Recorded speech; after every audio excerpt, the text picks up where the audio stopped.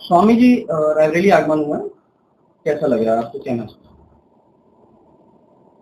जिन कार्यकर्ताओं के वहां आया हूं, हमको जाना है प्रतापगढ़।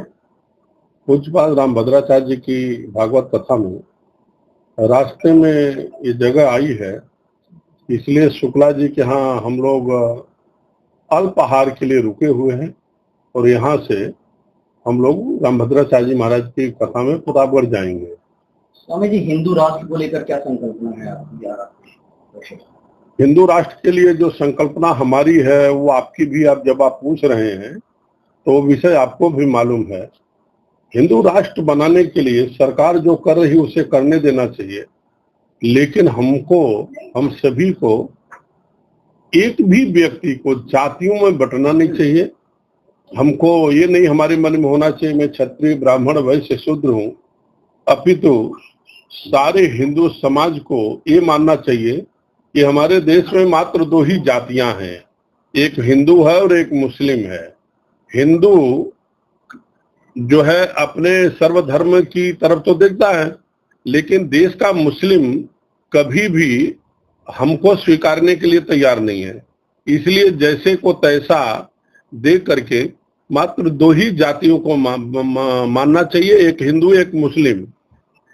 हमारे यहाँ कहा गया कि ईश्वर अल्लाह सबको, ईश्वर अल्लाह की जो 13 नाम सबको सन्मत दे भगवान, ये हिंदू तो मंदिरों में गाता है, हम तो गाते हैं, लेकिन क्या कोई देश का मुस्लिम अपने मस्जिद में गा सकता है? नहीं गाएगा। इसलिए भाईचारे की बात जो है मात्र हम हिंदू और हिंदुओं के साथ रहें, हिंदुओं के साथ रह करके ही करें। ये लोग सुधरने वाले नहीं हैं और हमारी बहन बेटियों की रक्षा के लिए, गाय के लिए, तमाम मठ मंदिरों के लिए हिंदू संगठन होकर के रहना पड़ेगा यदि इस देश को हिंदू राष्ट्र बनाना है तो। लगातार सनातन पे हमला, कौन सी ऐसी पार्टियां हैं जो हिंदुओं को बांटने का प्रयास कर रहे हैं?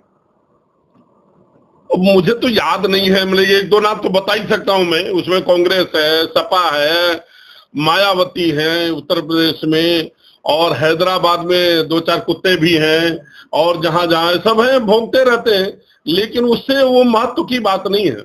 हम किसी नेता के पीछे घूमने से अच्छा अपने आप को मजबूत करें।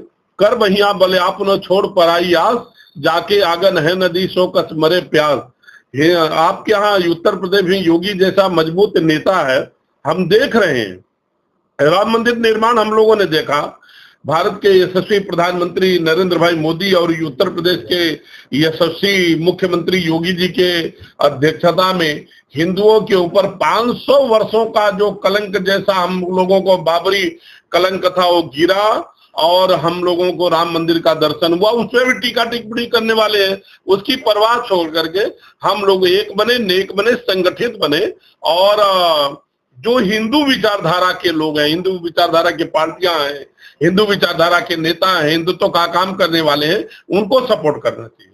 बटेंगे तो कटेंगे। मीटिंग हुई थी जेपीसी को लेकर, जेपीसी में हंगामा हुआ था, चोट वोट भी लगी थी, बताते गाली गलौज, उसको किस नजरिए से देखें? पतिंगा जब मरता है तो ज्यादा छटपटाता है। ये वक्फ बोर्ड वाले जो हैं उनको पता है कि सही होगा, सही होना चाहिए।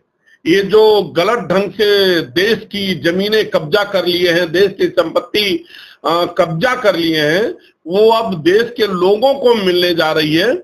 और जब आप पूछ रहे हैं तब मैं जेपीसी के चेयरमैन जगदम्बिका पाल जी को मैं आपके माध्यम से निवेदन करना चाहता हूं कि वो देश की संपत्ति है, जिस हिंदुओं की संपत्ति अवैध ढंग से अब वक्फ बोर्ड ने कब्जा किया है उसको वापस देना चाहिए। और यदि कोई नाम नहीं निकलता है तो उसको वो संपत्ति देश के प्रधानमंत्री जी का जो कोष है राष्ट्रीय कोष में जमा करा देना चाहिए। ये फालतू है, हमारे देश का बंटवारा हुआ, एक पाकिस्तान बना, एक हिंदुस्तान बना, हिंदू भारत में रहे, मुसलमान कुछ पाकिस्तान गए। हमारे लाठी वाले बाबा ने तो कह दिया भाई जिसको यहाँ रहना वो यहाँ रह लीजिए, तो उस समय तो इनका कुछ था ही नहीं, तो वक्फ बोर्ड की इतनी संपत्ति आई कहाँ? मेरी यदि माने, मैंने तो जेपीसी को लेटर भी लिखा है, पूरी वक्फ बोर्ड जो बोर्ड है उसको ही समाप्त कर देना चाहिए, संपत्ति की बात ही जाना चाहिए, उसको हटा देना चाहिए और हिंदुओं को संपत्ति दे देना चाहिए जिनकी, मैं ये नहीं कहता हूं सबको दे देना चाहिए, जिनकी संपत्ति जहां पर है, जो रिकॉर्ड मिलते हैं उसके आधार पर संपत्ति हिंदुओं को दे देना चाहिए, बाकी की संपत्ति राष्ट्रीय कोष में समाहित कर लेना चाहिए।